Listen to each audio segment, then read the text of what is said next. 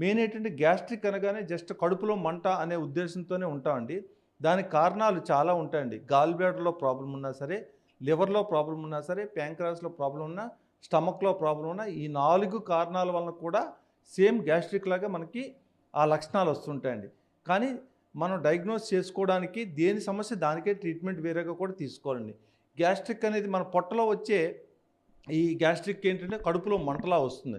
అదే గాల్ బ్లాడర్‌లో వచ్చినప్పుడు ఏమవుద్దంటే, మన ఫ్యాట్ ఫుడ్స్ తిన్నప్పుడు గానీ, తర్వాత చికెను, మటన్ అలాంటివి ఎక్కువ తిన్నప్పుడు కడుపు ఉబ్బరంగా అయ్యి తేనుపులు లాంటివి ఎక్కువ వస్తుంటాయండి. అదే లివర్‌లో సమస్య వచ్చేసరికి ఏంటంటే, జాండీస్‌తో పాటు గ్యాస్ట్రిక్ సమస్యలు కూడా ఉంటాయండి. ప్యాంక్రియాస్ సమస్యలు అంటే మెయిను ఇప్పుడు తీవ్రంగా యువత కూడా మద్యానికి కొద్దిగా ఎక్కువగా అలవాటు అవ్వడం వలన, యువతలో కూడా ఎక్కువగా గ్యాస్ట్రిక్ కారణాలు చాలా వరకు ప్యాంక్రియాటిక్ సమస్యలుగా మనం గుర్తించడం జరుగుతుంది.